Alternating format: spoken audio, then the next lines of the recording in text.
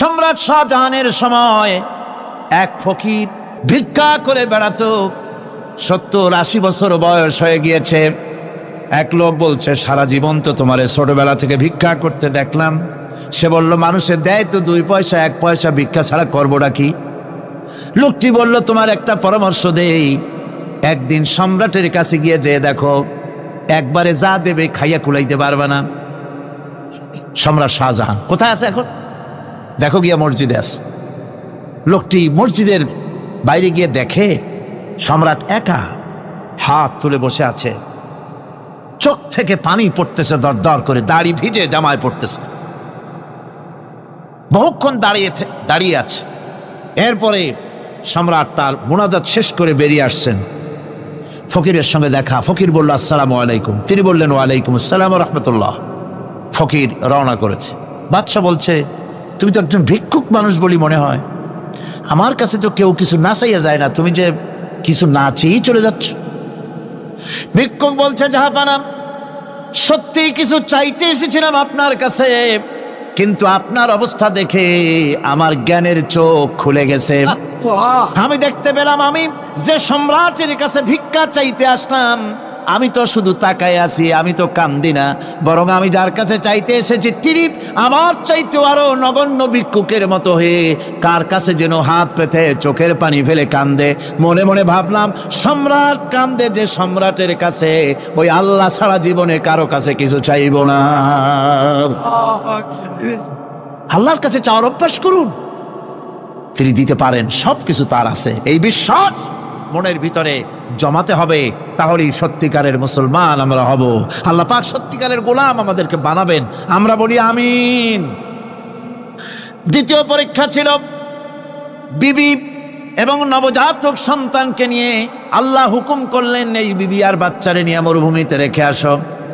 মরুভূমিতে যেখানে ঘর নাই বাড়ি নাই, সেই জায়গায় বিবি এবং বাচ্চাকে রেখে যাওয়ার সময় তিনি বললেন, রব্বানা ইন্নী আসকানতু মিন যুররিয়্যাতি বিওয়াদিন গায়রি যী যারইন ইনদা বাইতিকাল মুহাররাম। হায় আল্লাহ রাব্বুল আলামিন, আমি পানি এবং তরুলতাবিহীন এক মরুভূমির ভিতরে আমার বংশের একটি অংশকে এখানে রেখে গেলাম। তোমার ঘরের কাছে পুনর্বাসিত আমি তাদের কাছে, এই ঘরের কাছে, সম্মানিত ঘরের কাছে রেখে গেলাম। পরীক্ষায় তিনি পাশ করলেন। হযরতে হাজেরা প্রশ্ন করলেন, ইব্রাহিম, পানি নাই, খাবার নাই, মানুষ নাই, ঘর নাই, বাড়ি নাই, মরুভূমির ভিতরে আমাকে আমার বাচ্চারে ফেলে রেখে যাচ্ছ কেন? কোনো জবাব নাই। 2বার 3বার প্রশ্ন করলেন। এরপরে তিনি আবার প্রশ্ন করলেন, বললেন, ইব্রাহিম, এটা কি আল্লাহর হুকুম নাকি? হযরত ইব্রাহিম আলাইহিস সালাম নিজের কলিজার টুকরা সন্তান আর বিবিকে রেখে যেতেছেন ভারাক্রান্ত মন নিয়ে। তিনি আকাশের দিকে আঙ্গুল উঁচু করে দেখালেন। হযরত হাজেরা বুঝলেন, ইনি তো আল্লাহর পয়গম্বর, আমার কোনো অপরাধে এভাবে ফেলে যাওয়ার কথা নয়। তিনি বুঝলেন এটা আল্লাহর হুকুম। হযরতে হাজেরা বললেন, ইব্রাহিম রে, নিশ্চিন্ত মনে বাড়ি ফিরে যাও, আমার মনে কোনো চিন্তা নাই, কোনো পেরেশানি আর এখন নাই। আল্লাহর হুকুমেই যদি আমাকে এই মরুভূমির ভিতরে ফেলে যেয়ে থাকো, তাহলে আমি ওই আল্লাহর প্রতি এতটা ভরসা রাখি যে এই মরুভূমির ভিতরে জল পানি শূন্য, খাদ্য শূন্য জায়গায় আমি আমার বাচ্চাকে আল্লাহ রব্বুল আলামিন না খাওয়াইয়া মারবেন না। দ্বিতীয় পরীক্ষায় পাশ করল। 3 নম্বরে পরীক্ষা হলো, সন্তান বড় হয়ে গেছে, বুদ্ধি হয়েছে, দৌড়াতে পারে। আল্লাহ রাব্বুল আলামিন হুকুম করলেন, ছেলেকে জবাহ করো। কত বড় আগুনের পরীক্ষা! কোরআন শরীফ বলছে, হযরত ইব্রাহিম আলাইহিস সালাম নিজের ছেলেকে ডেকে নিয়ে বললেন, ইয়া বুনাইয়া ইন্নী আরা ফিল মানামি আন্নী আযবাহুক ফানজুর মাযা তারা। হে আমার কলিজার টুকরা সন্তান, আমি স্বপ্নে দেখেছি যেন আমি তোমাকে জবাহ করতেছি, তোমার রায় কি, তোমার মত কি, আমারে শোনাও। ছেলে পয়গম্বর, ছেলে তার জবাবে বললেন, ইয়া আবাতি ফাআল মা তু'মার সাতাজিদুনি ইনশাআল্লাহু মিনাস সাবিরিন। হে আমার আব্বাজান, আপনি যে ব্যাপারে স্বপ্নের ভিতরে আদিষ্ট হয়েছেন আপনি তা কার্যকরী করুন। আমাকে এতটুকু অধৈর্যের মধ্যে পাবেন না, আমাকে ধৈর্যশীলদের মধ্যে পাবেন। আমারে আপনি আল্লাহর হুকুম পালন করেন। আল্লাহ পাক শোনাচ্ছেন, ফালাম্মা আসলামা ওয়া তাল্লাহু লিল জাবিন। পিতা পুত্র দুজনই রাজি হয়ে গেল। পিতা তার ছেলেকে কাত করে গলার উপরে ছুরি ধরেছেন। আল্লাহ রাব্বুল আলামিন ইসমাইল জবাহ হোক, এটা আল্লাহ চান নাই, আল্লাহ চেয়েছেন পরীক্ষা করতে। পরীক্ষায় ইব্রাহিম পাশ হয়ে গেলেন। আল্লাহ পাক বলছেন, ওয়ানাদাইনাহু আইয়া ইব্রাহিম কদ সাদ্দাকতার রুইয়া ইন্না কাযালিকা নাজজিল মুহসিনিন। আমি ইব্রাহিমকে ডেকে বললাম, ইব্রাহিম তুমি তোমার স্বপ্নকে বাস্তবে রূপ দিয়েছো, আর এভাবেই করি আমি মুহসিনিনদেরকে পুরস্কৃত করে থাকি।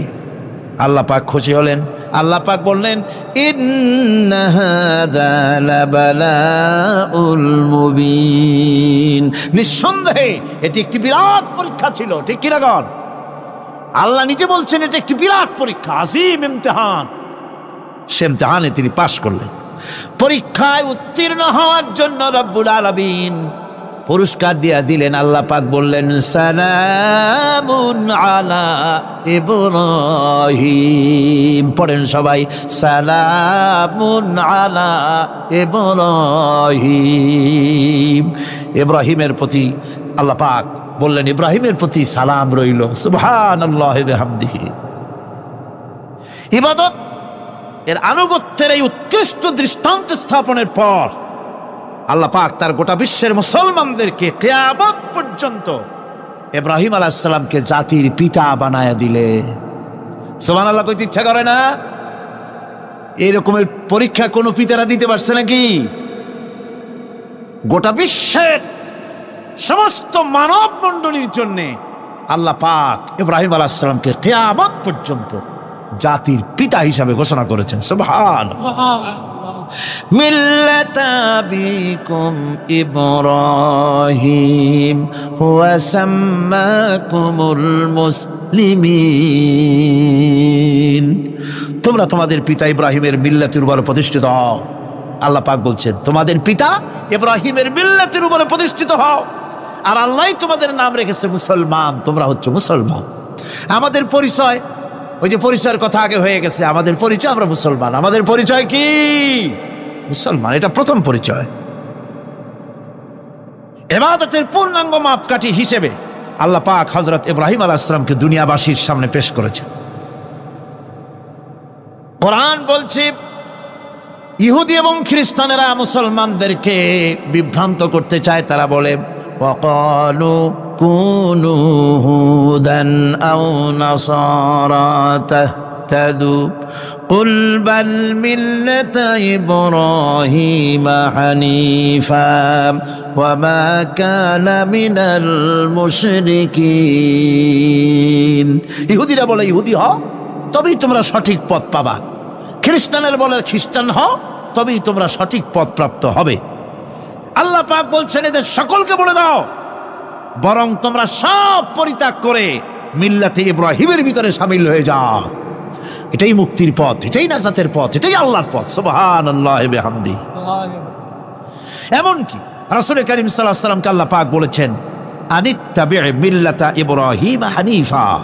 চারদিক থেকে মুখ ফিরিয়ে এনে মিল্লাতে ইব্রাহিমের ভিতরে শামিল হয়ে যাও, তারই অনুসরণ করো।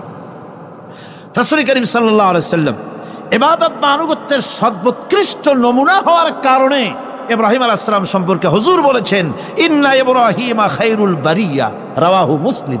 হুজুর সাল্লাল্লাহু আলাইহি ওয়াসাল্লাম বলেছেন, ইব্রাহিম হচ্ছেন জগতের সর্বোত্তম ব্যক্তি। সুবহানাল্লাহি ওয়া বিহামদিহি। সুতরাং আমাদেরকে ইবাদতের নমুনা হিসেবে ইব্রাহিম আলাইহিস সালামকেও মানদণ্ড হিসেবে দেখতে হবে যে কিভাবে তিনি সারেন্ডার করেছিলেন আল্লাহ পাকের দরবারে। এখন আমি আপনাদের সামনে বলতে চাই, মানুষের জীবনে সবচাইতে বড় দুটি চাহিদা আছে। একটা হচ্ছে খাদ্য, আর একটা হচ্ছে নিরাপত্তা। একটা খাদ্য, আর একটা কি? নিরাপত্তা, পেট ভরে খাইতে চাই, আর চোর ডাকাতের উপদ্রব থেকে নিরাপত্তা পেতে চায়। আইন শৃঙ্খলা পরিস্থিতির উপরে যখন পার্লামেন্টে আলোচনা হচ্ছিল, আমি তখন বলেছি, মাননীয় স্পিকার, আমার দেশের সাধারণ ভোটারদের বড় কোনো আশা আকাঙ্ক্ষা নাই। তারা কোনোদিন বলে না যে আমাদের গুলশানে বাড়ি দিতে হবে সকলের, আমাদেরকে মঙ্গল গ্রহে অফিস বানায় দিতে হবে, বাসেরও গাড়ি দিতে হবে, এগুলি তারা দাবি করে না। যারা ভোট দেয়, কষ্ট করে, মিছিল করে, এই সাধারণ জনগণের দাবি হচ্ছে মিনিমাম দাবি, খুবই কম। তাদের দাবি হলো মোটা সুতার কাপড় চাই ইজ্জত ঢাকার জন্য, পেট ভরে খেতে চাই, পোলাও কোরমা বিরিয়ানির দরকার নাই, আর আশ্রয়ের জন্য ছোট্ট একটু ঘর চাই, চোর ডাকাতের উপদ্রব থেকে নিরাপত্তা চাই। কথা ঠিক কিনা? আমি বললাম, স্পিকার সাহেব, আজ পর্যন্ত যতগুলি গভর্নমেন্ট এসেছে বাংলাদেশে, প্রত্যেকটি গভর্নমেন্ট আমার দেশের জনগণের এই ন্যূনতম দাবি, এই আশা পূরণ করতে ব্যর্থতার পরিচয় দিয়েছে। কেউ পারে নাই। যারাই গেছে তারাই তাদের নিজেদের আখের গোছাবার চেষ্টা করেছেন। সব নিজেকে নিয়ে ব্যস্ত, নিজের লোকদের নিয়ে ব্যস্ত, জনগণ নিয়ে চিন্তা নাই। সুতরাং মানুষের চাহিদা হচ্ছে খাদ্য আর নিরাপত্তা। আমরা কি খাদ্য আর নিরাপত্তা সত্যি কি চাই? চাই। খাদ্য যদি চাই ক্ষুধার সময়, নিরাপত্তা যদি চাই ভীতির সময়, আল্লাহ রাব্বুল আলামিন বলেন কোনো গভর্নমেন্ট দিতে পারবে না, দুনিয়ায় কেউ দিতে পারে নাই, পারবেও না। ক্ষুধার সময় যদি খাদ্য চাও, ভীতির সময় যদি নিরাপত্তা লাভ করতে চাও, তাহলে ফালইয়াবুদু রাব্ব হাযাল বাইত, এই ঘরের মালিকের ইবাদত কর। কোন ঘর? কাবা ঘর। বলেন কোন ঘর? কাবা ঘর। কাবা শরীফের মালিকের ইবাদত কর। তাহলে কি হবে? আল্লাযী আত'আমাহুম মিন জু'ইন ওয়া আমানাহুম মিন খাউফ। এই ঘরের মালিকের ইবাদত যদি করো, তাহলে ক্ষুধার সময়ে তিনি তোমাদেরকে খেতে দিবেন, আর ভীতির সময় তিনি তোমাদের নিরাপত্তা দান করবেন। হে ওয়াদা কার? চিল্লায় বলেন ওয়াদা কার? আল্লাহ পাকের ওয়াদা বিশ্বাস হলো না, এমনই পোড়া কপালের মুসলমান। নির্বাচন যখন আসলো, সলিমউদ্দিন সাহেব আসতেন মঞ্চের উপরে, পরিচয় করানো হচ্ছে। এত আপনারা যার বক্তৃতা শোনার জন্য দ্বীপ্রহরের রৌদ্রে কষ্ট করতেছিলেন, এখন সেই সংগ্রামী জননায়ক, বিপ্লবী সন্তান, তিনি এখন আপনাদের সামনে বক্তব্য রাখবেন। উনি দাঁড়ায় বললেন, ভাইয়ার আমার, বোনের আমার, আমি এবার বোতল মার্কা বাক্স নিয়ে দাঁড়াইছি, আমারে সকলে মিলে ভোট দেন। এবার যদি ক্ষমতায় যেতে পারি, না খাইয়া কেউ মরবেন না, কিন্তু কি খাইয়া মরবে তাও কয় না। মানুষেরা এই কথাগুলি বিশ্বাস করলার সমানে ভোট দিল। হায় রে কপাল! আল্লাহ বললেন, আমার ইবাদত কর, আমার গোলামি কর জীবনের সব জায়গায়, তাহলে ক্ষুধার সময় খাইতে পারবি আর ভীতির সময় নিরাপত্তা পাবি। আল্লাহর কথাটা বিশ্বাস হইল না। এই নামাজ পড়ার মুসলমানের দাম আছে? কোন দাম আছে? এ রোজাকার দাম আছে? এ মুসলমান দাবি করার দাম আছে? আল্লাহ রাব্বুল আলামিন তিনি পরিষ্কার করে বলছেন, এই ঘরের মালিকের ইবাদত করো, তিনি ক্ষুধার সময়ে খেতে দিবেন, আর তিনি তোমাদেরকে ভীতির সময় নিরাপত্তা দান করবেন। চাউলের অভাব হবে না, পাটের অভাব হবে না, খাদ্যের অভাব হবে না, কারণ দুটি জিনিস যদি তোমরা করতে পারো, খাবারের অভাব হবে না। ওয়ালাউ আন্না আহলাল কুরা আমানু ওয়াত্তাকাউ লাফাতাহনা আলাইহিম বারাকাতিম মিনাস সামাই ওয়াল আরদ। দেশের লোকেরা, জনপদের লোকেরা যদি দুইটা কাজ করে, এক নম্বরে হলো আমার উপরে ঈমান আনবে, দুই নম্বরে হলো আমাকে ভয় করার নীতি অবলম্বন করে যদি চলে, তাহলে ওই দেশের মানুষের জন্য আকাশ আর জমিনের সব বরকতের দরজা আমি আল্লাহ খুলে দেব। আল্লাহর ওয়াদা। আল্লাহ পাকের নিকট মানুষের সবচাইতে বড় দাবি কি? আল্লাহর কাছে মানুষের সবচাইতে বড় দাবি কি করতে পারেন? পারেন না। আল্লাহ পাকের কাছে মানুষের শ্রেষ্ঠ দাবিটা আল্লাহ নিজেই শিখাই দিয়েছেন। আমার কাছে দাবি কর, ইহদিনাস সিরাতাল মুস্তাকিম। আয় আল্লাহ, একটা সোজা একটা সরল রাস্তা আমারে দাও, একটা সহজ পথ আমারে দাও।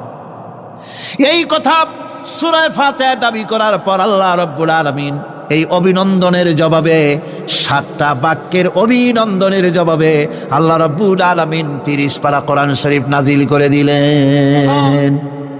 সূরা ফাতিহার এই সওয়ালের জবাবে আল্লাহ পাক বললেন, ওয়া আনি'বুদুনি হাযা সিরাতুম মুস্তাকিম। সোজা রাস্তা চাও, আমার গোলামি করো, ইবাদত করো। সব জায়গায় ইবাদত, গোলামি করাই লাগবে। আমার কাছে সোজা রাস্তা চাও, সোজা রাস্তা হলো আমার গোলামি করা। কার গোলামি? বেহেশতে যেতে চান? আমি আস্তে জিজ্ঞেলাম বলে আপনারও আস্তে জবাব দিলেন। বেহেশতে যেতে চান? সুবহানাল্লাহ। এমন কোন মানুষ আছে নাকি যে বেহেশতে যেতে চায় না? মদ খোরও যাইতে চায়।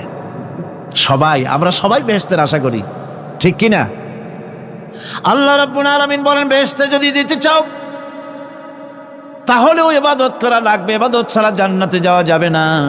ফাদখুলি ফি ইবাদি ওয়াদখুলি জান্নাতি। সর্বপ্রথম আমার বান্দার মধ্যে দাখিল হয়ে যা, আমার গোলামির মধ্যে দাখিল হওয়া, আমার গোলাম হয়, এরপরে আমার জান্নাতে চলে যা। আগে গোলাম হবি, তারপরে কোথায় যাবি?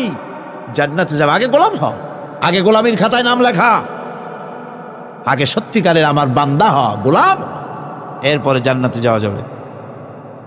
জান্নাতে যাইয়া আল্লাহর সাথে কি দেখা করতে চাই? আল্লাহর সাথে দেখা করতে চাই। আল্লাহ রাব্বুল আলামিন বলেন, ফামান কানা ইয়ারজু লিকা রাব্বিহি ফালইআমাল আমালান সালিহান ওয়া লা ইউশরিক বিইবাদাতি রাব্বিহি আহাদা। তোমাদের মধ্যে যদি কেউ আল্লাহর সঙ্গে, তার রবের সঙ্গে যদি কেউ দেখা করতে চায়, তাহলে সে যেন ভালো ভালো কাজ করে, নেক কাজ করে, আর তোমার রবের সাথে অর্থাৎ আল্লাহ রব্বুল আলামিনের সাথে ইবাদতের মধ্যে যেন কাউকে শরীক না করেন। শিরক যদি না করো, খাঁটি গোলাম, খাঁটি বান্দায় যদি পরিণত হতে পারো, কিয়ামতের দিন আল্লাহ রব্বুল আলামিনের সঙ্গে দিদার নসিব হয়ে যাবে। এই গোলামি করব কতদিন? কতদিন গোলামি করব? এই প্রশ্নের জবাবে আল্লাহ রাব্বুল আলামিন কোরআনে কারীমের মধ্যে জবাব দিয়ে দিয়েছেন, ওয়া'বুদ রাব্বাকা হাত্তা ইয়াতিয়াকাল ইয়াকিন। মৃত্যু পর্যন্ত, যতক্ষণ না নাক দিয়ে শেষ প্রশ্বাসটি, নিঃশ্বাসটি বেরিয়ে যাচ্ছে, ততক্ষণ পর্যন্ত আনুগত্য, গোলামি শব্দ হবে কার? জোরে চিল্লায় এখন কার? এই গোলামি জীবনের সব ক্ষেত্রে করতে পারলে আমরা মুসলমান, আর করতে না পারলে মুসলমান নামে মুনাফিক। না পারলে কি? মুনাফিক। বন্ধুগণ, ইয়াকা নাবুদু পর্যন্ত বলে ওয়া ইয়াকা নাস্তাইনের কথাটা শোনাচ্ছি। সূরা ফাতিহার ভিতরে আমরা পড়ি, পড়েন আমার সাথে, ইয়াকা নাবুদু ওয়া ইয়াকা নাস্তাইন। আয় আল্লাহ, একমাত্র তোমার গোলামি করি আর একমাত্র তোমার কাছে সাহায্য চাই। তুমি ছাড়া কারো কাছে সাহায্য? এটা কি ঠিক? এটা কি আমাদের মনের কথা, ইমানের কথা? আল্লাহ করুন, আল্লাহ করুন, বলি আমিন। হাদিস শরীফে বলা হয়েছে, ইজা সাআলতা ফাসআলিল্লাহ ওয়া ইজা ইসতাআনতা ফাসতাইন বিল্লাহ। কিছু চাইতে হলে আল্লাহর কাছে চাও, কিছু বলতে হলে, ভিক্ষা করতে হলে আল্লাহর কাছেই ভিক্ষা করো। কার কাছে ভিক্ষা করবেন? আল্লাহর কাছে বলুন। আমার বন্ধুগণ, আমি আমার ঈমান থেকে কথা বলি, আমি আমার ঈমান থেকে কথা বলি। কোরআন এবং হাদিস পড়ে যতটুকু আল্লাহ বোঝার তৌফিক দিয়েছেন, সেই কথাগুলি পেশ করার জন্য চেষ্টা করি। বন্ধুগণ, এদিক ওদিক কোনো দিকে না ঘুরে মসজিদে যান, মসজিদে গিয়ে নামাজ পড়েন, আর আল্লাহর কাছে হাত পেতে আল্লাহরে বলেন। সেজদা গিয়া যখন রব্বুল আলামিনের দরবারে কিছু চাইবেন, হুজুরের কাছে জিজ্ঞেস করা হয়েছে, হুজুর বান্দা কখন আল্লাহর নিকটবর্তী হয়ে যায়? আল্লাহর নবী বলেছেন, বান্দা যখন সেজদা দেয় তখন বান্দা একেবারে আল্লাহ পাকের কাছে চলে যায়। আল্লাহর কাছে চান যা দরকার, ছেলে নাই, মেয়ে নাই, বউ নাই, অথবা চাকরি নাই, প্রমোশন চাই, ব্যবসায় উন্নতি চাই, যা দরকার কাকে বলবেন? মনটাকে পরিষ্কার করুন, আজকে মনটাকে সাফ করুন, সমস্ত দুর্বলতা থেকে মনকে উঠায় আনো, বিশ্বাস করুন যা চাওয়ার যা বলার সবটা আল্লাহর কাছে। কার কাছে? আমি তার গোলাম। আমি কার গোলাম? আল্লাহ ছাড়া কারো কাছে আমার অভিযোগ তুলবো না, সবটা বলবো আল্লাহর কাছে।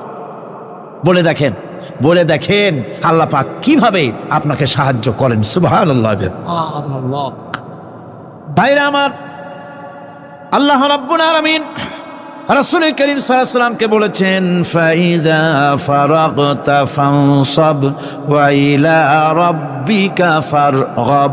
যখন তুমি খালি হাত হয়ে যাবে, দাঁড়িয়ে যাবে এবং তোমার রবের কাছে মিনতি জানাবে, কিছু যখন থাকবে না, তোমার রবের কাছে দাঁড়ায় যাও আর তার কাছে মিনতি জানাও, তোমাকে আল্লাহ ভরপুর করে দিবেন।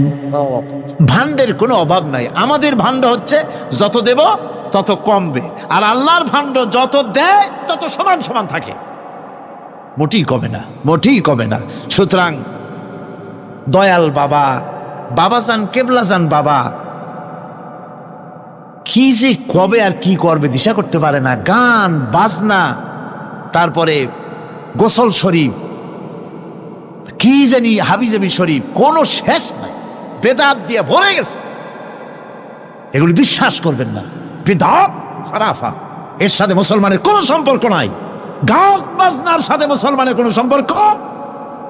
হাতে কতগুলো ঢোল নিয়ে তারপরে মাজারের কাছে গিয়ে ঢোল বাজায়, কবরের কাছে, মাথায় কতগুলো চুল, দাঁতে ময়লা, মোষগুলা ঠোঁট দুইটা ঢাইকিয়া দাড়ির কাছে এসে পড়ছে। হায় হায় রে, এই রকমের মোষ আমি মাঝে মধ্যে চিন্তা করি যে দই খায় কেমনে এরা। গাঁজা মদ খাইয়া এগুলো মাজার মধ্যে গিয়ে পড়ে থাকে, আর কি জানি আছে ওইটারে ঘষে আর বলে মদিনা যাব কেমনে, মদিনা যাব কেমন। তুই মদিনা যাবি কেমনে? মদ খেয়ে গাঁজা খেয়ে তুই যাবি মদিনা? একটা কথা হইল? তোর নাপাক কদম আল্লাহ পাকের আরদে মুকাদ্দাসে উঠতে পারে না। বদকার, জিনাকার, শারাবি, কাবাবি, আল্লাহ পাকের নাফরমান। কতগুলা শালু কাপড় গায়ে দিয়া, মাথায় কতগুলা চুল রাখিয়া, তারপরে গ্রামের নামে শরীফ। আশ্চর্য কথা, এই গ্রামের নাম শরীফ, ওই গ্রামের নামের মাথায় গিয়া শরীফ। শরীফ তো মক্কা শরীফ, মদিনা শরীফ, কোরআন শরীফ, হাদিস শরীফ। আর শরীফের দরকার নাই। শরীফের জাত মারছে গ্রামে গ্রামে শরীফ লাগাইয়া। কর্ণফুলী শরীফ, চন্দ্রকোনা শরীফ। আশ্চর্য কথা, শরীফ শব্দের একটা ইজ্জত থাকা উচিত, ঠিক কিনা কন? গাছপালা, তরুলতা সব তাসবিহ পড়ছে, জিকির করছে কার? আল্লাহ পাক। এই জন্য রাসূল কারীম সাল্লাল্লাহু আলাইহি ওয়াসাল্লাম বলেছেন, গাছের পাতাটিও ছিঁড়ো না, প্রয়োজন হলে গাছটা কেটে ফেলো, কিন্তু বিনা প্রয়োজনে গাছের পাতাও ছিঁড়ো না, কারণ গাছের পাতা আল্লাহ পাকের জিকির করছে। কার জিকির করে? গাছপালা, তরুলতা, কীট পতঙ্গ সব আল্লাহ পাকের তাসবিহ করছে, জিকির করছে। কোরআনে কারীম বলছে, ওয়ালিল্লাহি মুলকুস সামাওয়াতি ওয়াল আরদি ওয়া ইলাল্লাহিল মাসির। আকাশ মণ্ডল এবং জমিনের বাদশাহী আল্লাহ পাকের, এবং তারই কাছে আমাদের সকলকে ফিরে যেতে হবে।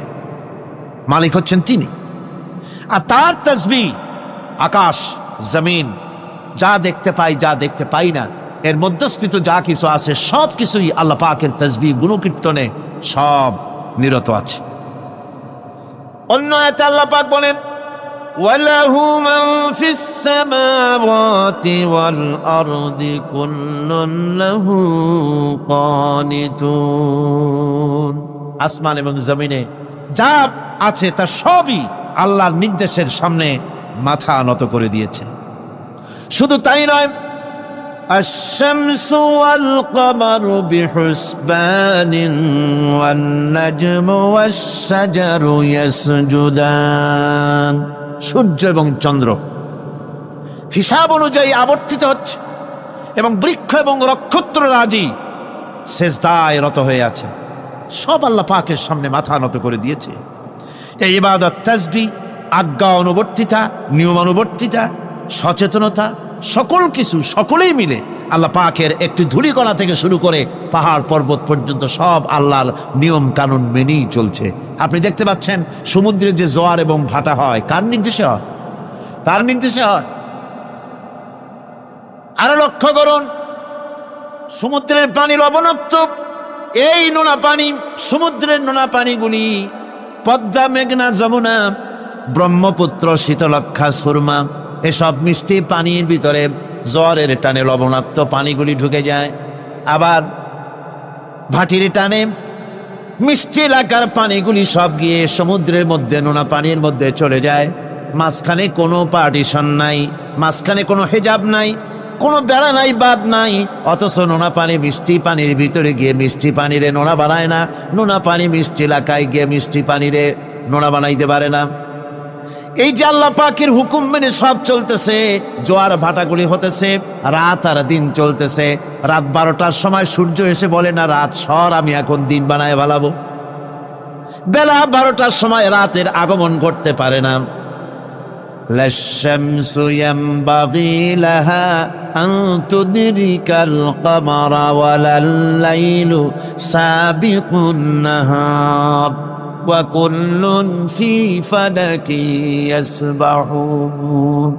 সূর্য চাঁদকে অতিক্রম করতে পারে না, চাঁদ সূর্যকে অতিক্রম করতে পারে না। কারো সঙ্গে কারো বাধা হয় না, টক্কর লাগে না। সব আল্লাহ পাকের হুকুম মেনে ইলা আজালিম মুসাম্মা, নির্ধারিত সময় পর্যন্ত সবাই যাতায়াত করবে। শুধু তাই নয়, আল্লাহ পাকের এক বিরাট সিস্টেম, এক বিরাট কুদরতের মাধ্যমে গোটা পৃথিবী চলছে। এর কোনো পরিবর্তন হবে না। নারকেল গাছে কোনোদিন বেল হবে না, বেল গাছে কোনোদিন তাল হবে না, কাঁঠাল গাছে কোনোদিন খেজুর হবে না, আবার খেজুর গাছে কোনোদিন লিচু হবে না। হবে নাকি? ওয়ালান তাজিদা লিসুন্নাতিল্লাহি তাবদীলা। আমার প্রকৃতির আইনের মধ্যে, আমার ল অফ নেচারের ভেতরে কোনো পরিবর্তন হবে না। সবগুলি আমার আইন মানতে হবে। এখন হতে পারে এমন যে ব্যক্তি আল্লাহরে মানে না, ব্যক্তি বোঝেন না, নাকি বোঝেন না? একটা মানুষ আল্লাহরে মানে না, ও না মানতে পারে। যে জিব্বাটে দিয়া বলে দেয়ার ইজ নো গড, স্রষ্টা বলতে কেউ নাই, যে জিব্বাটে দিয়া বলে সে জিব্বা হুকুম মানে কার? আল্লাহ পাকের হুকুম মানে। কিরকম?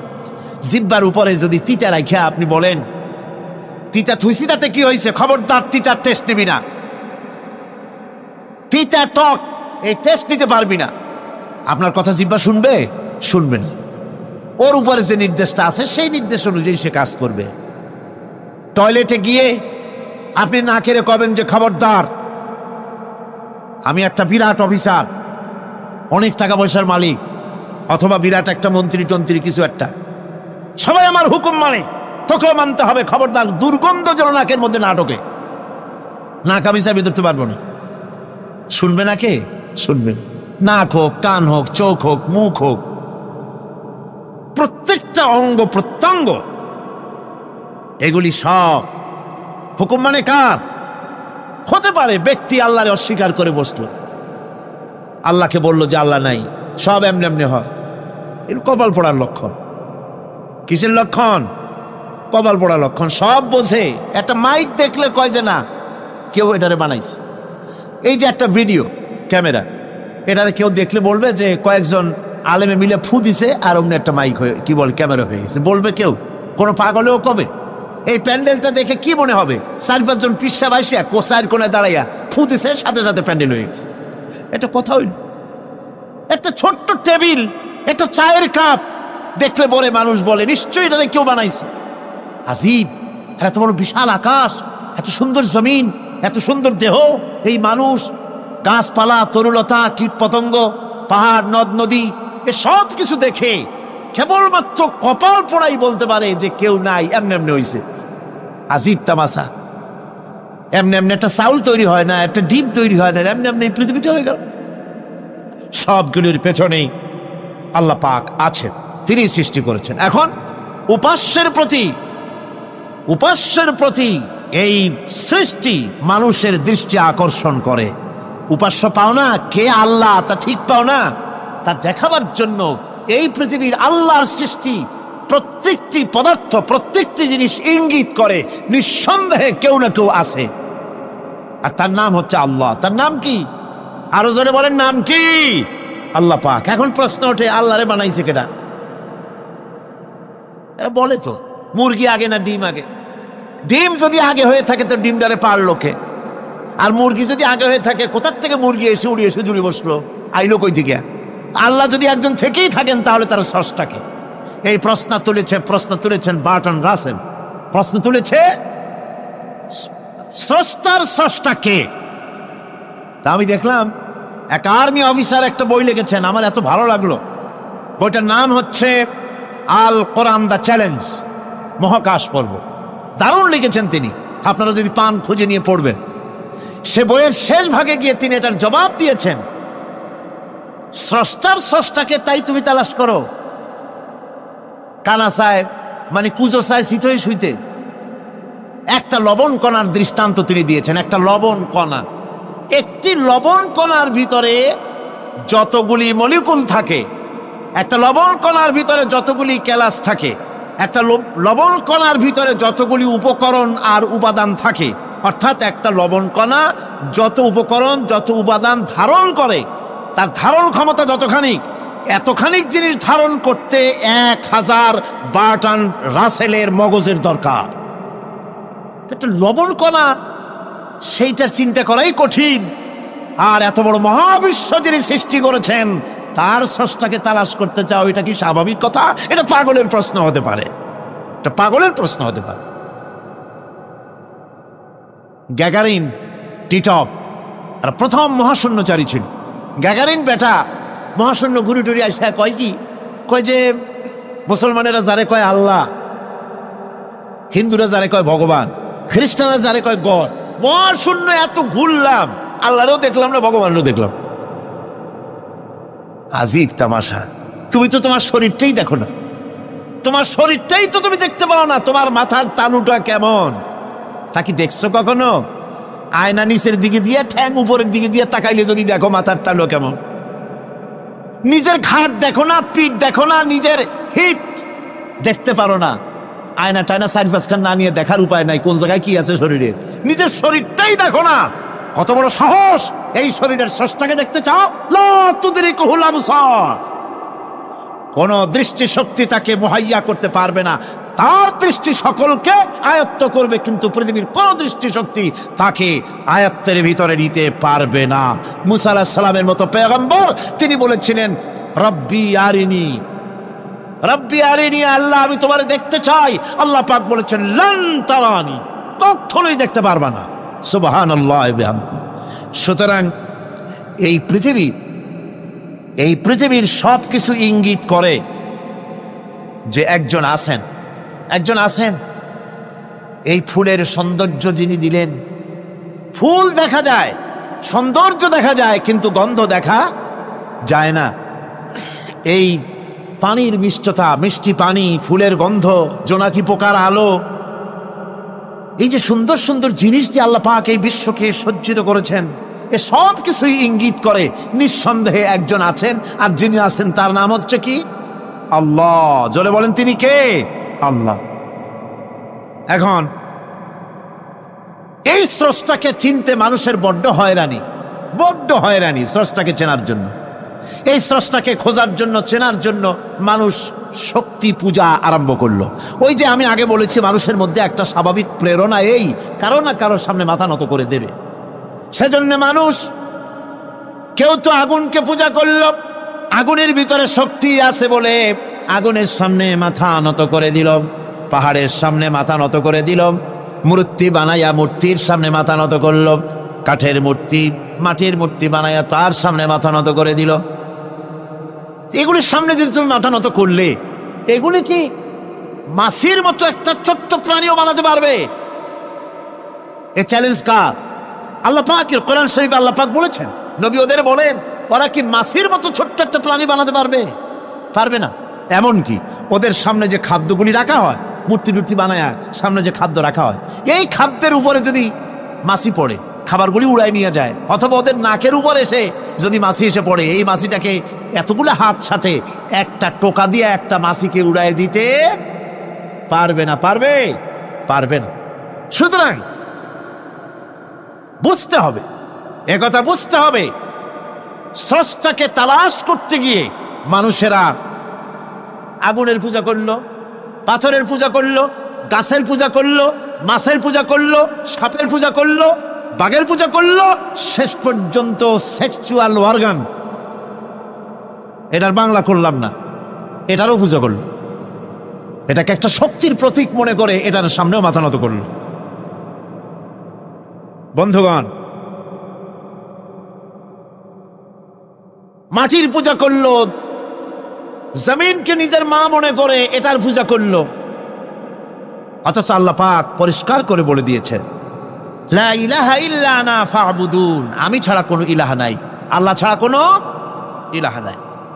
কোরআনে কারীম বলছে, ইন্নাল্লাযীনা তাদউনা মিন দুনিল্লাহি ইবাদুন আমসালুকুম। আল্লাহ পাক বলেন, আমাকে বাদ দিয়ে তোমরা যার সামনে মাথা নত করো, যার সামনে পূজা করো, অর্চনা করো, বন্দিগি করো, ওটা তোমার মতো আমার আরেকটি গোলাম।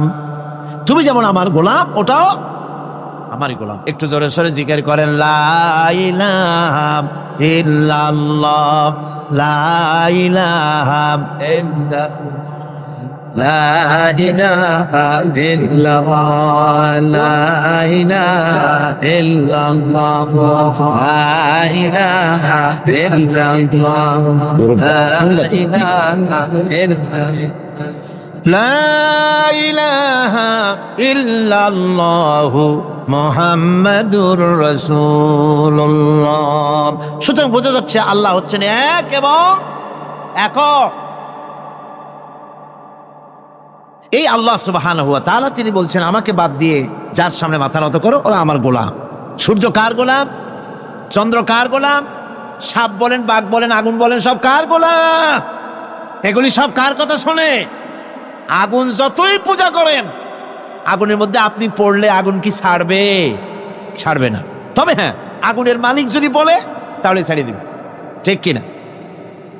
ইব্রাহিম আলাইহিস সালামকে আগুনের ভিতরে যখন ফেলে দেওয়া হচ্ছে, ফেরেশতা বলতেছিল, আমার কাছে সাহায্য চাও, আগুন থেকে বাঁচায় দেই। হযরত ইব্রাহিম বলেছিলেন, আমার তো পরীক্ষা হতেছে, ইমতিহান হতেছে, আমাকে ডিস্টার্ব করো না, আমি তোমার কাছে কেন সাহায্য চাইবো? আমি আগুনে পুড়লে পরে আমার মাবুদ, আমার খোদা, আমার আল্লাহ, তিনি যদি খুশি হন, তাহলে আমার এমন আল্লাহকে খুশি করার জন্য 1000 বার পড়তে রাজি আছি। তোমার কাছে কেন সাহায্য চাইবো? আমি তো অন্ধ, আল্লাহর ইবাদত করি না, যিনি আমার দুঃখ দুর্দশা নিজের চোখে না দেখেন। আগুনের মধ্যে পড়ে গেলেন। আল্লাহ পাক আগুনকে অর্ডার করে দিলেন, ইয়া নারু কুনি বারদাও ওয়া সালামান আলা ইব্রাহিম। আগুন, আমার ইব্রাহিমের জন্য ঠান্ডা হয়ে যা, শান্তিদায়ক ঠান্ডা হয়ে যা। তাহলে দেখা গেল আগুনের মালিক হচ্ছেন আল্লাহ পাক। আল্লাহ পাক আজও যদি কোনো পূজা করা রাখবেন আগুনের, আগুনের পূজা করা তো হারাম। আগুন হচ্ছে আল্লাহর গোলাম, আল্লাহর সৃষ্টি, এটা হচ্ছে মাখলুক, আল্লাহ হচ্ছেন খালিক। বিশ্বকবি, কবি সম্রাট আল্লামা ডক্টর ইকবাল কি সুন্দর করে বলেছেন, আজ ভি হো जो इब्राहिम का इमा पैदा, आज भी हो जो इब्राहिम का इमा पैदा, आ कर सकती है एक अंदाज गुलिस्तां पैदा। ইব্রাহিমের ইমান যদি আজও কোথাও হয় বিদ্যমান, করতে পারেন অগ্নিকুণ্ডে খুবসুরত এক গুলিস্তান। এখনো যদি ইব্রাহিমের ইমান যদি কারো মধ্যে জাগ্রত হয় আর তাকে যদি আগুনে ভালানো হয়, সে আল্লাহ আজও আছেন না নাই? আছে কিনা? আল্লাহু লা ইলাহা ইল্লা হুয়াল হাইয়ুল কাইয়্যুম। পড়েন সবাই, আল্লাহু লা ইলাহা ইল্লা হুয়াল হাইয়ুল কাইয়্যুম। তিনি সদা জাগ্রত, তিনি চিরঞ্জীব। সুতরাং মহান শক্তিধর আল্লাহ পাক, তার হচ্ছে সব গোলাম। তুমি গোলাম হইয়া আর এক গোলামের কাছে হাত পাতো, সে তোমারে কিচ্ছু দিতে পারবে না। আমি দৃষ্টান্ত দিদি গিয়ে বলি, একজন ভিক্ষুক সে যদি আর একজন ভিক্ষুকের কাছে গিয়ে বলে, ভাই আমারে 10টা টাকা দাও, সে 10 টাকা পাবে কই? সারাদিন খয়রাত করিয়া পাইছে মোটে 5 টাকা, তোমারে তো 10 টাকা দিতে পারবে না। ও ভিক্ষুক, তুমিও ভিক্ষুক। সুতরাং গোটা বিশ্ববাসী হচ্ছে আল্লাহ পাকের কাছে ভিক্ষুক। সবগুলি কি ভিক্ষুক? প্রধানমন্ত্রী হোক, প্রেসিডেন্ট হোক, প্রধান সেনাপতি হোক, আল্লাহ পাকের দরবারে এগুলি কিচ্ছুই না, গোলাম। এগুলি সব কি? গোলাম আর গোলাম। সুতরাং মাথা নত করা যাবে না কারো সামনে। এই প্রকৃতি, এই নেচার শেখাচ্ছে একজন আছেন, সেটাকে বুঝতে হবে। বোঝার জন্য আল্লাহ কি দিয়েছেন? কি বোঝার জন্য আল্লাহ পাক মানুষকে ব্রেইন দিয়েছেন, বিবেক দিয়েছেন। শোনার জন্য কান দিয়েছে, দেখার জন্য চোখ দিয়েছে। আল্লাহ পাক বলছেন, লাহুম কুলুবুন লা ইয়াফকাহুনা বিহা ওয়া লাহুম আয়ুনুন লা ইউবসিরুনা বিহা ওয়া লাহুম আযানুন লা ইয়াসমাউনা বিহা উলাইকা কাল আনআম বাল হুম আযাল উলাইকা হুমুল গাফিলুন। আমি যাদেরকে কান দিয়েছিলাম, কলব দিয়েছিলাম, বিবেক দিয়েছিলাম, বিবেক দিয়ে সব বুঝলো, কিন্তু আমারে বুঝলো না। বিবেক দিয়া সব বুঝলো, বিবেক দিয়া সমস্ত জিনিস, নিজের স্বার্থের জিনিসগুলি বুঝলো, কিন্তু আল্লাহকে বুঝলো না। কান দিয়েছিলাম শোনার জন্য, গান শুনলো, বাজে কথা শুনলো, সব শুনলো, কিন্তু হকের দাওয়াত তার কানের মধ্যে ঢুকলো না। হক বুঝলো না, হক শুনলো না, হক দেখলো না, সত্যকে চিনতে পারলো না। আল্লাহ পাক বলেন, উলাইকা কাল আনআম, এরা হলো চতুষ্পদ জানোয়ার, জানোয়ার পশু। আল্লাহ কয় না, খালি পশু কইলে সারে না, বাল হুম আযাল, একেবারে পশুর চাইতেও নিকৃষ্ট। কারণ কি? কারণ হলো পশু অবিশ্বাসী নয়, পশু অবিশ্বাসী নয়, পশু কাফের নয়, পশু মুশরিক নয়, পশু মুরতাদ নয়, পশু নাস্তিক নয়, ঠিক কিনা? সুতরাং পশুর চাইতেও খারাপ, পশুর চাইতেও খারাপ। পশু যেটা বোঝে তাও বোঝে না। পশু তো অন্তত মালিকের আনুগত্য করে, তার কথা শোনে, যার খায় তার কথা শোনে। কুত্তাটাও, কুকুরও যার খায় তার কথা শোনে, ঠিক কিনা গণ? অথচ যে আল্লাহ রাব্বুল আলামিন খেতে দিলেন, পড়তে দিলেন, সব কিছু দিলেন, তার ইবাদতটা বুঝতে চেষ্টা করলো না, তার ইবাদত বুঝতে চেষ্টা করলো না, তার গোলামি করতে জানলো না। সুতরাং এগুলি হচ্ছে উলাইকা কাল আনআম, এগুলি চতুষ্পদ জন্তু এবং জানোয়ারের মতো, বরং তার থেকেও নিকৃষ্ট। মানুষকে আল্লাহ পাক জ্ঞান দিয়েছিলেন, সেই জ্ঞান দিয়ে সে দূরবীন আবিষ্কার করলো, জ্ঞান দিয়ে দূরবীন আবিষ্কার করলো, যাতে করে শকুনের চাইতেও তীক্ষ্ণ দৃষ্টি সম্পন্ন হয়। সে গাড়ি আবিষ্কার করলো, যাতে করে চিতাবাঘের চাইতেও বেশি দৌড়াইতে পারে। সে সাবমেরিন আবিষ্কার করলো, যাতে করে মাছের চাইতেও বেশি দ্রুতগামী হয়ে চলতে পারে পানির তলা দিয়া। এ সব কিছুই করলো, কিন্তু তার মনুষ্যত্বকে বাড়াইতে পারলো না, মনুষ্যত্বকে বাড়াতে পারলো না। এই মনুষ্যত্বই ছিল সবচেয়ে বড় জিনিস। কবি বলছেন, মুঝে ये डर है कि दिले जिंदा तू ना मर जाए, मुझे ये डर है कि दिले जिंदा तू ना मर जाए, कि जिंदगानी इबारत है तेरे जीने से, मुझे ये डर है कि दिले जिंदा तू ना मर जाए। আমার এই ভয় হয়, হে আমার জীবন্ত আত্মা, তোর না অপমৃত্যু হয়ে যায়। কারণ তোর যদি অপমৃত্যু হয়, তাহলে আমার তো বেঁচে থাকার কোনো লাভ নাই। আমরা তো আমাদের আত্মা, জীবিত আত্মাকে মেরে ফেলছি, জীবিত আত্মাকে মেরে ফেলছি, আত্মাকে বিকশিত করছি না। আত্মাকে বিকশিত করতে হবে। এই আত্মা বিকশিত হবে কিভাবে? সব জিনিসের খাবার আল্লাহ পাক এই জমিনে তৈরি করেছেন, ঠিক কিনা কর? সকলের খাবার এই জমিনে।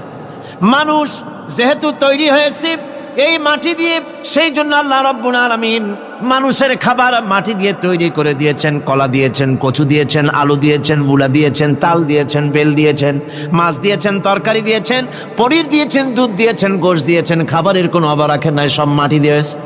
কিন্তু যেই রুহটা আমাদের ভিতরে, যে আত্মাটা আমাদের মধ্যে, যে আত্মা থাকলে পরে বাঁচি, আত্মা না থাকলে পরে মরে যাই, সেই রুহের খাবার আমরা কেউ দিতেছি না। রুহটা কি? আল্লাহ পাক বলছেন, নবী আপনাকে প্রশ্ন করা হয়, ওয়ায়াসআলুনাকা আনির রূহ কুলির রূহু মিন আমরি রাব্বি। নবী হে, প্রশ্ন করা হয় রূহ কি জিনিস? এর জবাব হচ্ছে এই, বলে দিন রূহ হচ্ছে আল্লাহর একটু অর্ডার, একটু হুকুম তোমার ভিতরে কাজ করছে। ওই রূহেরও কিছু খাবার আছে, ওই রূহেরও কিছু খাবার আছে। সেই রূহকে খাবার জমিনে তৈরি হবে না। রূহ গোশত খাবে না, পনির খাবে না, দুধ খাবে না, সর খাবে না, ফল খাবে না, কি খাবে? রূহের খাবার। যেহেতু রূহ এই পৃথিবীতে তৈরি হয় নাই, রূহ এসেছে আলমে আরওয়াহ থেকে, সেজন্য রব্বুল আলামিন রূহের খাবার পাঠিয়েছেন লৌহ মাহফুজ থেকে। আল্লাহ পাক কোরআনে কারীমকে রূহের খোরাক করে পাঠিয়েছেন। রূহকে যদি বাঁচাতে চান তাহলে তার একমাত্র খাদ্য হতেছে তেলাওয়াতে কোরআন। তেলাওয়াতে কোরআন যত তেলাওয়াত করবেন ততই মজা লাগবে। সুবহানাল্লাহ, কোন সুবহানাল্লাহ। একটু হারাম শরীফ থেকে বেড়ায় আসেন। টাকা পয়সা যাদের আছে তাদের বলছি, পয়সা করি যাদের আছে, সিঙ্গাপুর বেড়ায়। আরে সিঙ্গাপুর বেড়ায় করবা কি? মার্কেটিং ছাড়া আর কিছুই নেই। সিঙ্গাপুর, ব্যাংকক, হংকং এই সমস্ত জায়গায় ঘুরে টুরে আসে, খুব দেখে আসছে। টাকা নষ্ট করে লাভ নাই, বরং পয়সা করি যদি আল্লাহ দিয়ে থাকেন হস্ত করবেনই। পয়সা করি বেশি থাকলে রমজান মুবারকে ওমরা করে এসেন। রাসূল করিম সাল্লাল্লাহু আলাইহি ওয়াসাল্লাম বলেছেন, যে ব্যক্তি রমজান মুবারকে ওমরা করলো সেজন্য আমার সাথে হজ আদায় করলো। কেন বলছি? এই জন্য বললাম, আল্লাহ পাক আমাকে কয়েকবার নসিব করেছেন। সেখানে যখন রমজান মুবারকে যখন তেলাওয়াত হতে থাকে তারাবিহের ভেতরে, মনে হচ্ছে যেন আকাশ থেকে ওই নাজিল হতেছে। মানুষের চোখের পানি, নাকের পানি একাকার হয়ে যায় হারাম শরীফের ভিতরে। সেখানে তো মোনাজাত সারা বছর মোনাজাত হয় না, মোনাজাত হয় রমজান মুবারকে বেতেরের নামাজের ভিতরে। বেতেরের নামাজের ভিতরে ইমাম সাহেব হাত তুলে মোনাজাত করেন। অন্তত 8 থেকে 10 লক্ষ মানুষ হজের মৌসুমের মতো কানতে কানতে পাগল হয়ে যায়। কোরআন কি মজা! কোরআন হচ্ছে রুহের খাবার। আমরা তো রুহের খাওয়াই না। ঘোড়ার উপরে চড়ি, গাধার উপরে চড়ি, ঘোড়ারে গাধারে জন্মের মতো মোটেই খাইতে দেই না, নিজে খাই জন্মের মতো। খাইয়া ঘোড়ারে খাইতে দেওয়া হয় না, গাধারে খাইতে দেওয়া হয় না। ফলে ওর উপরে যখন সওয়ার হয় তখন ঘোড়া গাধা না খাইতে খাইতে একদিন 4 ঠ্যাং 4 দিকে দিয়া জায়গায় সিটে মরা ছাড়া আর কোনো পথ থাকে না। আমাদের মানুষেরা খায় কি? সুবহানাল্লাহ। এই যে শবে বরাত আসতেছে, কি যে খাবে! দিশা আগের থেকে লিস্ট তৈরি হয়ে যায় কতটা আইটেম তৈরি করা হবে। রমজান মাসে আল্লাহ একটু কম টম মান্দায় খাবে, একটা রমজান মাস আল্লাহ দিলেন। সেই রোজার মাসে যে সারাদিন খায় না, এটাকে উসুল করে ইফতারের সময় সে যে কত খাবার, চোখ সানা বড় হয়ে যাবে দেখলে। পেঁয়াজি, বেগুনি, হালিম, শরবত, তরমুজ, বেল, কলা, কচু, না কি খাইতে খাইতে মাগরিবের রক্ত শেষ। কয় ভাই নামাজটা কোনো রকম পড়ে আসি, তারপরে খাবো নে। আবার গেল নামাজ পড়তে, আবার এসে খাইলো, খাইয়া তারপরে আবার ভাত খাইলো। কেমনি যে খায় আল্লাহই জানে, গলায় আঙ্গুল দিলে পাওয়া যায়। এরকম খাইয়া তারপরে তারাবি পড়তে দাঁড়ায় না। জনমের মতো খাইলে পরে তো অলস হবে শরীর। তারাবি পড়তে দাঁড়াইছে, লম্বা কেরাত হচ্ছে, উনি রুকুতে আছে, ইমাম সেজদায় চলে গেছে, ওনার খবর নেই। অথবা উনি সেজদায় পড়ে আছেন, ইমাম কোথায় উঠে গেছে তার খবর নেই। সুবহানাল্লাহ। সুতরাং নিজে খাইয়া পেটটারে দুম্বার মতো সাইজ বানাইয়া কোনো লাভ নাই। পেট বড় বানাবেন না, সিনা বড় বানান। সিনা বড় বানান, সিনার ভিতরে কোরআন ধারণ করেন, মজা পাবেন। এই আল্লাহ রাব্বুল আলামিন এত বড় নিয়ামত, এই কোরআন, এর থেকে বড় নিয়ামত পৃথিবীতে আর নাই। শ্রেষ্ঠ নিয়ামত, এর থেকে বড় নিয়ামত আছে ভাই? এই শ্রেষ্ঠ নিয়ামতকে পড়তে শিখুন, বুঝতে শিখুন। হেদায়েতের সবের মধ্যে আছে। সুতরাং আল্লাহ রাব্বুল আলামিন মনুষ্যত্বকে, আত্মাকে বিকাশ করার জন্য কোরআনে কারীম দিয়েছিলেন। মানুষ এই জ্ঞান দিয়ে আবিষ্কারের পিছনে চলে গেল। হ্যাঁ, আবিষ্কার দরকার আছে, মোটেই আমি এটাকে অস্বীকার করি না, সব দরকার। কিন্তু সেই সাথে আল্লাহ পাকের সাথে যে সম্পর্কটা থাকা দরকার ছিল, সেই সম্পর্ক থেকে মানুষ নিজেকে বিচ্ছিন্ন করেছে। কোরআনে কারীমে আল্লাহ পাক বলছেন, লাকাদ খালাকনাল ইনসানা ফি আহসানি তাকওয়িম। সব থেকে সুন্দর করে বানিয়েছি কারে? মানুষ। চিল্লা এখন কারে? মানুষ হলো সবচাইতে সুন্দর, সবচাইতে সুন্দর সৃষ্টি আমার। ওগুলা, এই মানুষগুলি হচ্ছে আশরাফুল মখলুকাত। মানুষ কি মখলুকাত? সৃষ্টির সেরা। আপনারা সৃষ্টির সেরা হইলেন কি দিয়া? আপনারা কি বাঘের মতো দৌড়াতে পারেন? বল্লার মতো হুল ফুটাইতে পারেন? কুত্তার মতো কামড়াইতে পারেন? হাতির মতো শক্তি আছে? গরিলার মতো শক্তি আছে? মাছের মতো সাঁতরাইতে পারেন? সাপের মতো ক্রুদ্ধতা আছে? সিংহের মতো হিংস্রতা আছে? তো কিসের, কোন দিক থেকে আপনি আশরাফুল মখলুকাত হলেন? আশরাফুল মখলুকাত হয়েছেন জ্ঞানের কারণে। কিসের কারণে? সেই জ্ঞানটার জন্যই তো আপনি সৃষ্টির সেরা। এই সৃষ্টির সেরা মানুষ, সুন্দর মানুষ, এই মানুষগুলি সুম্মা রাদাদনাহু ফি আসফালা সাফিলিন, সুম্মা রাদাদনাহু আসফালা সাফিলিন। এই মানুষ নিচে নামতে নামতে এত নিচে নামে, শয়তান অবাক হয়ে গালে হাত দিয়া নিচের দিকে তাকাইয়া দেখে আর চিন্তা করে এর নামলো কেমনে। শয়তান অবাক হয়ে যায় মানুষের অবস্থা দেখে। আজ America, British parliament, American parliament আইন পাশ করে পুরুষে পুরুষে বিবাহ জায়েজ করে দিয়েছে সেখানে। নাউযুবিল্লাহি মিন যালিক। শয়তানের চাইতে অনেক কিছু। শয়তানও এইসব কাম জানেও না, বোঝেও না। শয়তান তো ভালো, কুত্তাও জানে না, ঠিক কিনা কন? কুকুরেও সমকামিতা করে না, শুয়ারেও করে না, গাধায়ও করে না। মানুষ কোথায় নামছে? এই মানুষ সৃষ্টির সেরা বানিয়েছিলাম, শয়তানের চাইতে নিকৃষ্ট হয়ে গেল। আল্লাহ পাক বলেন, ইল্লাল্লাযীনা আমানু ওয়া আমিলুস সালিহাতি ফালাহুম আজরুন গায়রু মামনুন। কিন্তু যারা ঈমান এনেছে, আমলে সালেহ করেছে, তাদের জন্য রয়েছে অফুরন্ত পুরস্কার। এই অফুরন্ত পুরস্কার আল্লাহ রাব্বুল আলামিন দান করবেন যারা নাকি মুমিন বান্দা, যারা নাকি ইবাদত করবে তাদের জন্য। এখন আমি আপনাদেরকে বলতেছিলাম যে ইবাদত গোলামি অর্থে, এর গোলামির পূর্ণ অর্থ সেটা হচ্ছে যে ব্যক্তি, পরিবার, সমাজ ও রাষ্ট্র, জীবনের সকল ক্ষেত্রে গোলামি করতে হবে কার? আল্লাহ পাকের।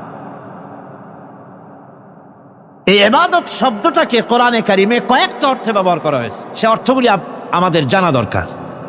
যেমন ইবাদত এবং দাসত্ব অর্থে আল্লাহ পাক বলছেন, সুম্মা আরসালনা মূসা ওয়া আখাহু হারুনা বিআয়াতিনা ওয়া সুলতানিম মুবিন। অথবা মূসা এবং তার ভাই হারুনকে আমার নিদর্শন দিয়ে তাদেরকে সুস্পষ্ট রূপে প্রমাণ সহ ফেরাউন এবং তার সভাসদের কাছে আমি পাঠিয়ে দিলাম। তারা যখন তাদের কাছে গিয়ে দ্বীনের দাওয়াত দিল, তখন তারা কি বলল? ফাকালু আনুমিনু লিবাশারাইনি মিসলিনা ওয়া কওমুহুমা লানা আবিদুন। আমি যখন তাদেরকে পাঠালাম, তারা যখন দ্বীনের দাওয়াত দিলেন, ইবাদতের দাওয়াত দিলেন, তখন তারা বলল, আমরা কি এমন আমাদেরই মতো দুজন মানুষের আনুগত্য করব? এখানে আবিদুন অর্থাৎ দাসত্ব, আমরা কি তার দাসত্ব করব? এই দাসত্ব একমাত্র আল্লাহরই হতে পারে, আর কারো হতে পারে না। সেজন্য কোরআনে কারীম অন্যত্র বলছে, ইয়া আইয়ুহাল্লাযীনা আমানু কুলু মিন তাইয়্যিবাতি মা রাযাকনাকুম ওয়াশকুরু লিল্লাহি ইন কুনতুম ইয়্যাহু তা'বুদুন। হে ঈমানদারেরা, তোমরা যদি আমার ইবাদত করো, তবে আমি তোমাদেরকে যে সব পবিত্র জিনিস দান করেছি তা খাও এবং আল্লাহর শুকর আদায় করো। তো ইবাদত আল্লাহ পাকের করলে আল্লাহ পাক তাদেরকে খেতে দিবেন, পড়তে দিবেন, সব কিছু আল্লাহ পাক করে দিবেন। তো আল্লাহ পাকের ইবাদত করতে হবে, আল্লাহ পাকের উপর ঈমান আনতে হবে, আর তাগুতকে অস্বীকার করতে হবে। অন্য আরেকটি আয়াতে কথাটা এভাবে এসেছে, ফামান ইয়াকফুর বিত্তাগুতি ওয়া ইউমিন বিল্লাহি ফাকাদ ইসতামসাকা বিল উরওয়াতিল উসকা লাউ ফিসামা লাহা ওয়াল্লাহু সামিউন আলিম। ফামান ইয়াকফুর বিত্তাগুত, যে ব্যক্তি তাগুতকে অস্বীকার করলো, ওয়া ইউমিন বিল্লাহ, এবং আল্লাহর উপর ঈমান এনেছে, ফাকাদ ইসতামসাকা বিল উরওয়াতিল উসকা, সে এমন এক মহান অবলম্বন ধারণ করলো যে কোনো জিনিসই তাকে বিচ্ছিন্ন করে দিতে পারবে না। এমন এক মহান অবলম্বন ধারণ করেছে। সুতরাং আল্লাহর উপর ঈমান আনতে হবে, তাগুতকে অস্বীকার করতে হবে। ইবাদত জীবনের সকল ক্ষেত্রে করতে হবে কার? আল্লাহ পাক। কোরআনে কারীম বলছে, এর আগে আমি প্রথমে শুনিয়েছি, সমস্ত নবীরা আম্বিয়া আলাইহিস সালাম তারা তার নিজের জাতিকে গোলামির জন্য দাওয়াত দিয়েছেন। আল্লাহ পাকের বলেছেন আমার জাতি, একমাত্র নবী মুহাম্মদ রাসূলুল্লাহ সাল্লাল্লাহু আলাইহি ওয়াসাল্লাম আমার জাতি তিনি বলেন নাই। তাকে দিয়ে আল্লাহ পাক বলেছেন, ইয়া আইয়ুহান নাসু উবুদু রাব্বাকুমুল্লাযী খালাকাকুম ওয়াল্লাযীনা মিন ক্বাবলিকুম লাআল্লাকুম তাত্তাকুন। ইয়া আইয়ুহান নাসু উবুদু রাব্বাকুমুল্লাযী খালাকাকুম, রাব্বাকুম উবুদু রাব্বাকুম আয় আতিউ রাব্বাকুম, গোলামি করো, আনুগত্য করো, দাসত্ব করো তোমার সেই প্রভুর, সেই রবের যিনি তোমাকে সৃষ্টি করেছেন। তার আনুগত্য জীবনের সব ক্ষেত্রে করো। এক জায়গায় করলে হবে না, সব জায়গায় করলে হবে। আগামী রাত্রিটা হচ্ছে শবে বরাত, তাই না? বোঝেন নাকি বোঝেন না? আগামী রাত্রিটাই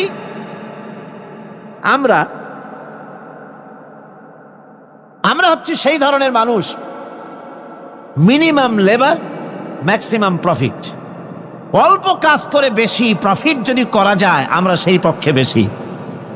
শবে বরাত শবে কদরে ইবাদত করিয়া জীবনের সব গুনাহ মাফ করাইতে চাই, আর করাইয়া মনে করলাম, বিশ্বাস করলাম যেটা এইভাবে হয়, কিন্তু পরের দিন থেকে আবার যেরকম ছিল মানুষ সেরকম হয়ে যায়। সারা রাত জাগলো শবে বরাতে, সারা রাত জাগলো। সকালবেলায় যে ব্যবসায়ী সারা রাত জাগলো, সকালবেলায় দোকানে দিয়ে ওজনে কম দেওয়ার অভ্যাসটার পরিবর্তন হইল না। যে কৃষক সারা রাত জাগলো, পরের দিন জমিনের আইল ঠেলার অভ্যেসটা পরিবর্তন হলো না। যে ব্যক্তি মিথ্যা কথা বলতো, চুরি করত, ডাকাতি করত, যে অফিসার সারা রাত জেগেছেন, পরের দিন অফিসে গিয়ে তার ঘুষ খাওয়ার বদভ্যাস থেকে তিনি নিজেকে বিরত রাখতে পারেননি। তাহলে এই শবে বরাত করে রাত জেগে ফায়দা কতটুকুন ফায়দা? হ্যাঁ, ফায়দা কিছু আছে, ফায়দা আছে। সেটা হলো পায়াস খাওয়া, সেটা হলো গোশত খাওয়া, রুটি খাওয়া, এই ফায়দা তো হবেই, এগুলি হয়। কিন্তু আপনার মূল ফায়দা হবে কি করে যদি আপনার অভ্যাসের পরিবর্তন না হয়? কথা বোঝেন কিনা? মূল অভ্যাসের তো পরিবর্তন করতে হবে। একজন মাঠে মাঠে ঘুরছে, আর এক পাগল এসে জিজ্ঞেস করছে, ঘুরছো কেন? ঘুরবো না, আগামীকাল কোরবানির দিন, গরু তালাশ করতেছি, গরু পাচ্ছি না, বাজারে টাজারে ঘুরলাম, আবার আর এক বাজারে যাচ্ছি। আরে বাজারে গরু কেন? মাঠে কত গরু আছে, একটা ধরে জবাই দিলেই তো হয়। লোকটি বলছে, দেখো পরের গরু জবাই দিলে তাতে গোনা হবে। কয় না, তুমি অঙ্ক বোঝো না। গরু জারি হোক, কোরবানির দিনে গরু জবাও যদি করো তাহলে সবটা হবে। কোরবানি উপলক্ষে জবাও করছে, একটা সব পাবা না? তো কোরবানির জন্য একটা সব হবে, আর চুরির জন্য অবশ্যই একটা পাপ হবে।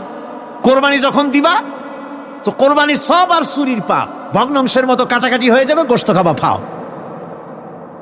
তো মানুষের অবস্থা তো তাই হয়েছে। মানুষের অবস্থা হয়েছে শবে বরাতে সারা রাত জাগবো, কান্দাকাটি করবো, ফাও গুনাহ মাফ হয়ে যাবে, আর গোশত রুটি তো আসি, যদ্দূর পারলাম খাইলাম। পরের দিন টু ফুর্তি, নো চিন্তা। নাউযুবিল্লাহি মিন যালিক। এই কান্দারও দাম নাই, আর এই ধরনের রাত জাগারও দাম নাই, এই ধরনের ইবাদত করেও দাম নাই। ইবাদতটা হচ্ছে জীবনের সব ক্ষেত্রে ইবাদত করতে হবে। ইবাদত সম্পর্কে মিস ইন্টারপ্রিটেশন যেটা এসেছে, ভুল অর্থ যেটা এসেছে, সেই ভুল অর্থের কারণে মানুষ শুধু মনে করে নামাজ, রোজা, হজ, যাকাতই শুধু ইবাদত না। ইবাদত হচ্ছে জীবনের সকল ক্ষেত্রে গোলামিটা হতে হবে আল্লাহ পাকের সব জায়গায়। পার্লামেন্টে গোলামি হবে কার? কোর্ট কাছারিতে কার? অফিস আদালতে কার? স্কুলে কলেজে কার? খেতে খামারে খাওয়া কার? রান্নাঘরে, নিজের ঘরে, পরিবারে, সব জায়গায় আনুগত্য কার? কেবলমাত্র আল্লাহ সুবহানাহু ওয়া তাআলার হুকুম অনুযায়ী জীবন পালন করার নামই হচ্ছে ইবাদত। এই ইবাদত, নামাজ পড়ার নাম ইবাদত, নামাজ না পড়ার নামও ইবাদত। রোজা রাখার নাম ইবাদত, রোজা না রাখাও ইবাদত। এখন আপনারা বলতে পারেন যেটা ঠিক কি আশ্চর্য কথা শুনাইলেন, নামাজ পড়া তো ইবাদত, নামাজ না পড়া আবার কোন দেশে ইবাদত? রোজা রাখা তো ইবাদত, রোজা না রাখা কোন দেশে ইবাদত? মূল কথা হচ্ছে 5 ওয়াক্ত নামাজ সময় মতো পড়বেন, তা তো আপনার ইবাদত হবে। কিন্তু সূর্য উদয়ের সময়, সূর্য ঠিক মাথার উপরে থাকার সময়, সূর্য ঠিক অস্তগামী হওয়ার সময় নামাজ পড়া জায়েজ নাই, সেজদা করা জায়েজ নাই, হারাম করা হয়েছে। সুতরাং এই 3 সময় নামাজ না পড়াটাই ইবাদত।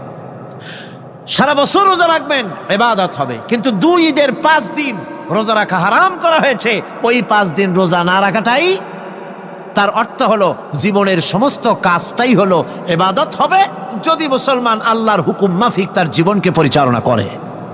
আপনার চোখের চাহনিটাও তো ইবাদত হবে। সুবহানাল্লাহ। এই চোখ দিয়ে গুনাহ কামাই করা যাবে, আবার এই চোখ দিয়ে সওয়াব কামাই করা যাবে। যদি কোনো সন্তান তার মা বাপের দিকে ভক্তির নজরে, মহব্বতের নজরে যদি তাকায়, নবীজি বলেছেন একটা কবুল নফল হজের সওয়াব আমলনামায় লেখা যাবে। সাহাবীরা প্রশ্ন করেছেন, যদি কেউ 100 বার তাকায় তো কি হবে?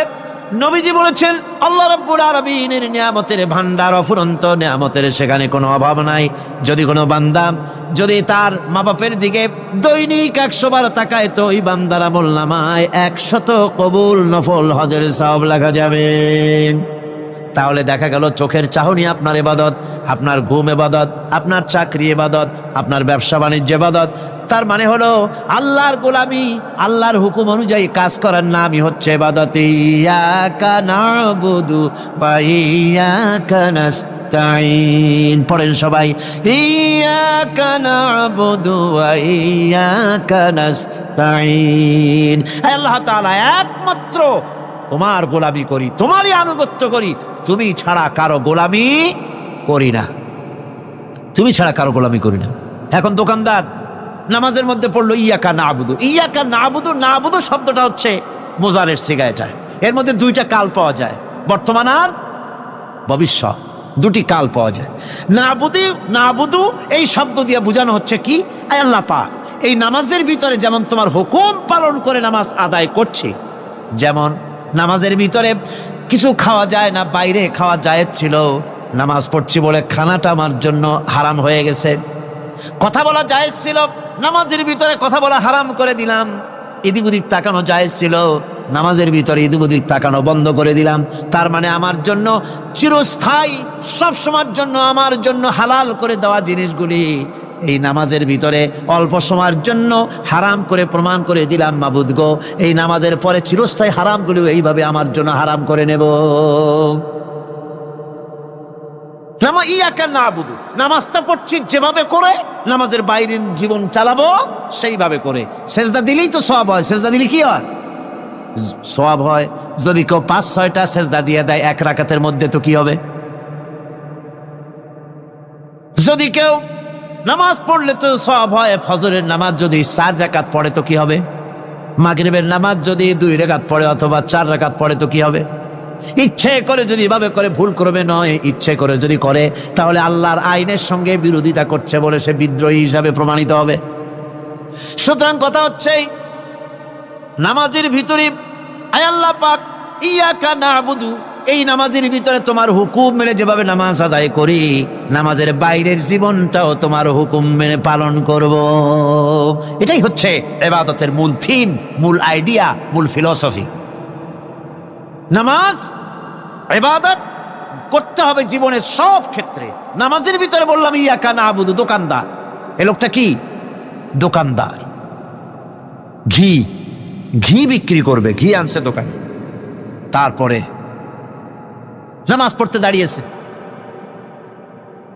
দোকানের পিছনে ছোট্ট ঘর আছে, নামাজ পড়তে দাঁড়িয়েছে, শুরু করে দিল আল্লাহু আকবার, আলহামদুলিল্লাহি রাব্বিল আলামিন আর রহমানির রহিম মালিকি ইয়াউমিদ্দিন ইয়াকা নাবুদু ইয়াকা। তাড়াতাড়ি পড়তে হবে যেহেতু খরিদ্দার আসতেছে।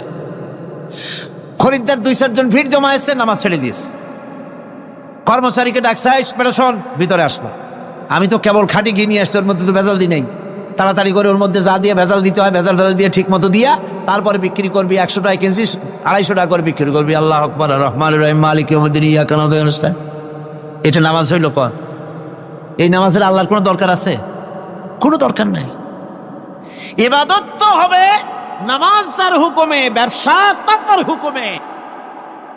নামাজে সেজদা দিব যার হুকুমে, রোজা রাখবো তার হুকুমে, নামাজ পড়বো যার হুকুমে, অর্থনীতি চালাবো তার হুকুমে, নামাজ পড়বো যার হুকুমে, আমার দেশের কলকারখানা চলবে, নামাজ পড়বে যার হুকুমে, পার্লামেন্ট চলবে তার হুকুমে, নামাজ পড়বো যার হুকুমে, রাজনীতি চলবে তার হুকুমে। এর উল্টা পাল্টা যদি হয় মুসলমান মানতে পারে কখনই না। সুতরাং মুসলমানকে আনুগত্যের মস্তককে অবনত করে দিতে হবে আল্লাহ পাকের সামনে। আল্লাহর সঙ্গে আর বান্দার সঙ্গে হক আছে।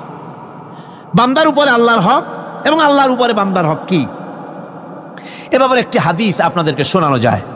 হাদিসটি হচ্ছে ওয়ান মুআজ বিন জাবাল রাদিয়াল্লাহু তাআলা আনহু قال كنت رديف النبي صلى الله عليه وسلم على حمار فقال لي يا معاذ أتدري ما حق الله على العباد وما حق العباد على الله। হযরত মুআজ বিন জাবাল রাদিয়াল্লাহু তাআলা আনহু বলেন যে আমি রাসূল করিম সাল্লাল্লাহু আলাইহি ওয়াসাল্লামের পেছনে তার গাধায় সওয়ার ছিলাম। তিনি আমাকে জিজ্ঞেস করলেন, মুআজ তুমি কি জানো বান্দার উপরে আল্লাহর হক কি এবং আল্লাহর উপরে বান্দার হক কি? তিনি বললেন, আল্লাহু ওয়া রাসূলুহু আ'লামু, আল্লাহ এবং তার রাসূল খুব ভালো করে জানেন। রাসূল করিম সাল্লাল্লাহু আলাইহি ওয়াসাল্লাম জবাব দিলেন, ক্বালা হাক্কুল্লাহি আলাল ইবাদ আন ইয়াবুদুহু ওয়া লা ইউশরিকু বিহি শাইয়্যা ওয়া হাক্কুল ইবাদি আলাল্লাহ আন লা ইউআযযিবু মান লা ইউশরিক বিহি শাইয়্যা। আল্লাহর নবী বলেন,